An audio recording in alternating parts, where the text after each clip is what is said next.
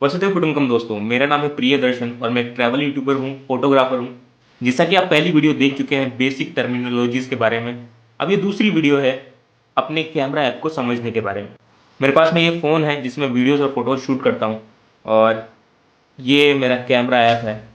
और अभी थोड़ी देर बाद जब ये वीडियो चलेगी तो आपको फुल स्क्रीन पर सिर्फ ये कैमरा इंटरफेस दिखाई देगा और इसी के थ्रू मैं आपसे बात कर और हम इसे समझ रहे होंगे। तो देर किस बात की, शुरू करते हैं, कंटिन्यू करते हैं। और अगली नेक्स्ट स्क्रीन कैमरा इंटरफेस, और ये मेरे फ़ोन के कैमरे का इंटरफेस है। तो शुरू करते हैं छोटी छोटी चीज़ों से। पहले अपन कोई अच्छा सा फ्रेम देख लेते हैं। ओहो हो, क्या बात है। यहाँ पे ये देखिए चींटे जा रहे हैं भाई सब। ओके, अपन थोड़ी देर यहीं बैठ के बात करते हैं। पहले अपन बात करते हैं लेंसेज के बारे में। अलग अलग फ़ोन के अंदर लेंसेज की संख्या अलग अलग होती है। जैसे कि मेरे पास में 3 लेंसेज हैं, वाइड एंगल, नॉर्मल और टेलीफोटो।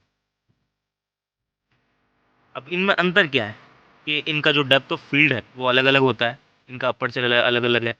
जैसे कि ये टेलीफोटो लेंस है, ये डिस्टॉर्ट कम करता है, ये क्लोज टू रियलिटी होता है। जबकि अगर आप नॉर्मल लेंस की बात करें या वाइड एंगल की बात करें तो इसमें आदमी का चेहरा जो है वो थोड़ा डिस्टॉर्ट हो जाता है।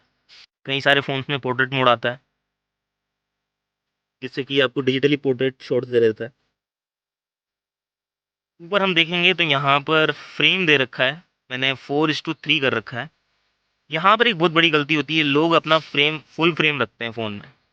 इसकी वजह से आप अपने सेंसर का पूरा यूज़ नहीं कर पाते हैं। आप इसको हमेशा 4:3 पर रखें, अपनी फ़ोटोज़ फुल पोटेंशियल के साथ क्लिक करें और उसके बाद आप चाहें तो इसे क्रॉप कर सकते हैं। ये टाइमर बटन है जहाँ से आप टाइमर सेट कर सकते हैं, इतनी देर के लिए क्लिक करना है। और एक एडवाइस और है, आप अपने साथ में अगर हो सके तो एक छोटा ट्राइपॉड रखें। मैं आपको दिखाता हूँ, मेरे पास है। ये एक ईज़ी टू कैरी ट्राइपॉड है। ऐसे 800 से 1000 रुपये तक के ट्राइपॉड आपको ऑनलाइन मिल जाएँगे या आप अपने आस-पास के स्टोर से खरीद सकते हैं। और इसकी अच्छी बात ये है कि ये दिखने में बड़ा लग रहा है थोड़ा, लेकिन आप इसे छोटा कर सकते हैं और ये इतना छोटा हो जाएगा कि आप इसे अपनी पॉकेट में फिट कर सकते हैं। तो ये देखिए मेरी पॉकेट में फिट आ गया। इसकी अच्छी बात क्या है कि अगर आप फ़ोटोज़ क्लिक कर रहे हैं तो कई दफ़ा ऐसा होता है कि आपका हाथ हिल जाता है और फ़ोटोज़ ब्लरी आ जाती हैं, तो वैसा नहीं होगा और आपकी स्टेबल फ़ोटोज़ आएँगी।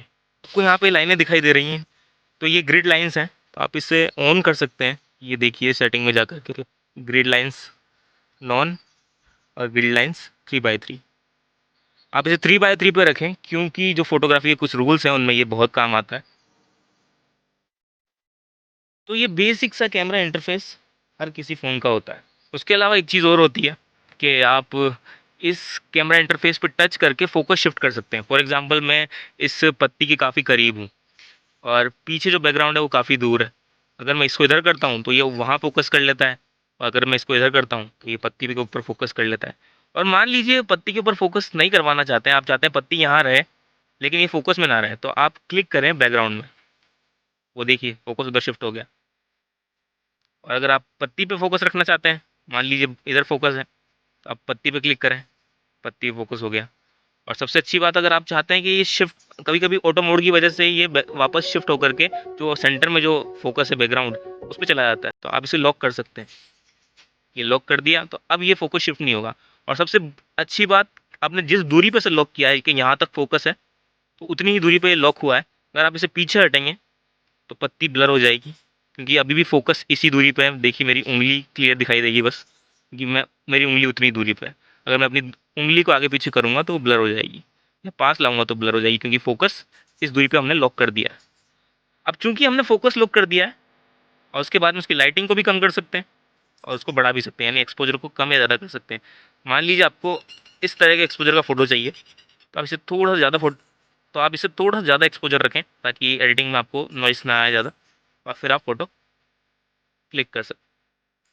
यहाँ पे आपको एक फ़ायदा और मिलता है, एचडीआर सेटिंग में अगर आप देखेंगे तो एचडीआर ऑन है। असल में ये क्या करता है, ये एक साथ 3 फ़ोटोज़ क्लिक करता है।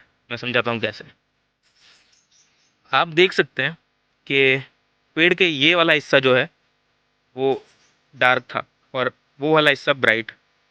तो अगर आप बिना एचडीआर के खींचते हैं तो आपको हो सकता है कि सिर्फ वही ये वाला जो हिस्सा है वही ब्राइट मिले और बाकी पूरा डार्क मिले फ़ोटो खींचने के बाद। या फिर अगर इस वाले पे आप फोकस रखते हैं तो आपको ये वाला हिस्सा ब्राइट मिले और वो बहुत ज़्यादा ओवर ब्राइट मिले।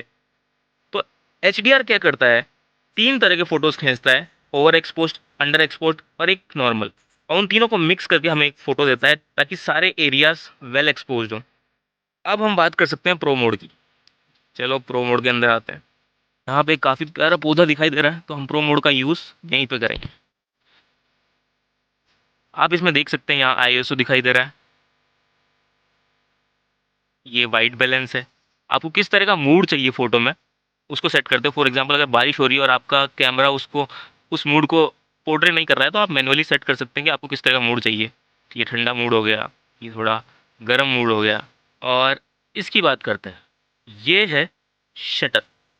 तो शटर की अगर अपनी स्पीड कर दें 1/8000, तो अगर मैं, फॉर एग्जांपल अगर मैं इसके सामने से भी हाथ निकालता हूँ और फोटो क्लिक करता हूँ,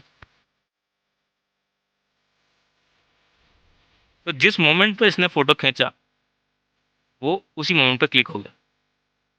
जबकि अगर मैं इसी शटर स्पीड को बढ़ा करके, आप देख पा रहे हैं जैसे ही मैंने इसको क्लोज टू 0.5 सेकंड किया तो कितनी सारी लाइट अंदर आ रही है। यानी कि इस कंडीशन में इतनी देर तक अगर शटर ओपन रहा तो काफ़ी ज़्यादा लाइट अंदर आ जाएगी। और ऐसे में हम कोशिश करेंगे, देखते हैं ISO इसमें हमें हेल्प कर सकती है क्या। नहीं, इतनी ज़्यादा लाइटिंग में हम डिजिटली भी इस लाइट को कम नहीं कर पा रहे। टाइमिंग हम कम करते हैं, देखिए 1/1000 सेकंड का अगर आप टाइमर रखते हैं शटर का, तब जा कर के ये थोड़ा क्लियरली दिखाई दे रहा है। और ये है फोकस। और अब फोकस हम बहुत पास ले आए हैं, ये देखिए इस तरह। जिसे फोकस कह सकते हैं, डेप्थ ऑफ फील्ड कह सकते हैं। और जैसे जैसे हम स्लाइडर को बढ़ाएंगे तो ये डेप्थ ऑफ फील्ड अब बढ़ रही है, और पीछे का जो बैकग्राउंड है वो हम साफ देख पा रहे हैं, ये देखिए। तो ये प्रो मोड है, इस तरह आप इन सारी चीज़ों का यूज़ कर सकते हैं किसी एक फ़ोटो क्लिक करने के लिए। फॉर एग्जांपल, अब जब हम इस छोटे से नन्हे से पौधे के सामने हैं, तो हम इसी का फ़ोटो क्लिक करना चाहते हैं। तो मैं चाहता हूँ कि ये जो नन्हा पौधा है बिल्कुल बीच में रहे इन दोनों लाइनों के, और इस पे मैं फ़ोकस करना चाह रहा हूँ। तो मैं इसे मैनुअली फ़ोकस इस पे शिफ्ट करूँगा। क्या ये फ़ोकस में आया? आया, आया। जी बिल्कुल फ़ोकस में आ गया। ओके। अब मैं चाहता हूँ कि इसमें कितनी लाइट आए। वाइट बैलेंस हम ऑटो कर देते हैं।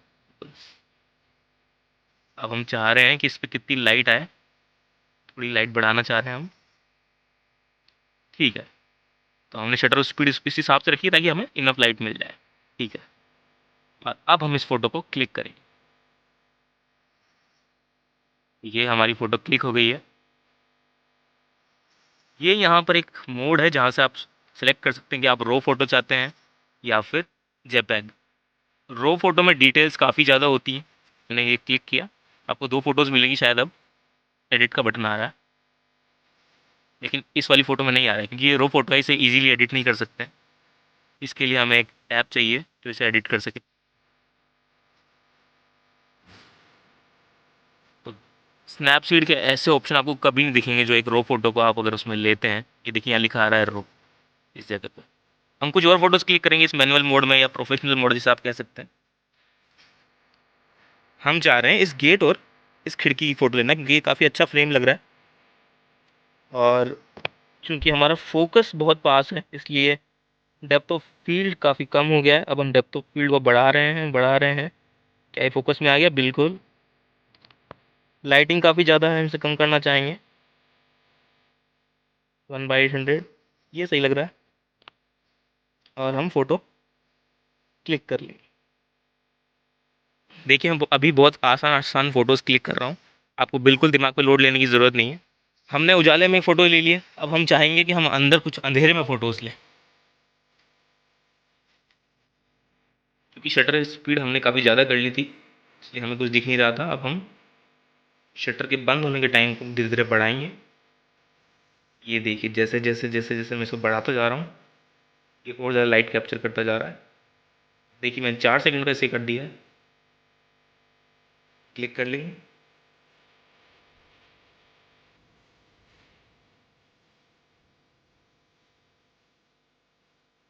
काफ़ी ज़्यादा लाइट अंदर आ गई 4 सेकंड पर। 3.5 क्लिक करते हैं। फॉर एग्जाम्पल मैंने इसे 1 सेकंड के लिए सेट कर दिया है, उतनी देर के लिए लाइट इसमें अंदर आएगी। अब मैं आपको एक बहुत अच्छी चीज़ दिखाने वाला हूँ जिसे लाइट ट्रेल फोटोग्राफी कहते हैं। अब मैं जैसे क्लिक करूंगा तो 1 सेकंड के लिए शटर ओपन होगा, मुझे 1 सेकंड में कोई एक्टिविटी करनी है। मैं आपको फोटो दिखाता हूँ। 1 सेकंड के लिए शटर में जहाँ जहाँ लाइट थी उसे कैमरे ने कैप्चर कर लिया है। तो दोस्तों आई होप इस कच्चे तरीके से जो मैंने आपको कैमरा इंटरफेस दिखाया आपको वो बहुत हद तक समझ में आया होगा। अभी तक हमने केवल टर्मिनोलॉजी समझी है, अपनी कैमरा ऐप को समझा है, हमने फोटोग्राफी अभी शुरू नहीं की। नेक्स्ट वीडियो में जो हम बात करने वाले हैं रूल्स के बारे में, वो अचानक से ऐसा कुछ जादू कर देंगे कि आपके फ़ोटोज़ बहुत शानदार आने लगेंगे। और अगली वीडियो में हम कुछ फ़ोटोज़ खींच के देखेंगे भी उन रूल्स की मदद से कि फ़ोटोज़ कैसे आ रहे हैं, और आप खुद देखेंगे कि ओ माय गॉड ये क्या हो गया। तब तक के लिए आप भी अपना कैमरा इंटरफेस खोलिए, आसपास घूमिए, अच्छे फ़ोटोज़ क्लिक करने की कोशिश कीजिए। प्रो मोड के जो भी बटन्स हैं, shutter speed, ISO, white balance, aperture, focus, इन सबको यूज़ कीजिए, थोड़ा वार्म अप कर लीजिए क्योंकि आगे बहुत ही शानदार रूल्स आने वाले हैं। मेरा नाम है प्रियदर्शन और इस वीडियो को देखने के लिए धन्यवाद।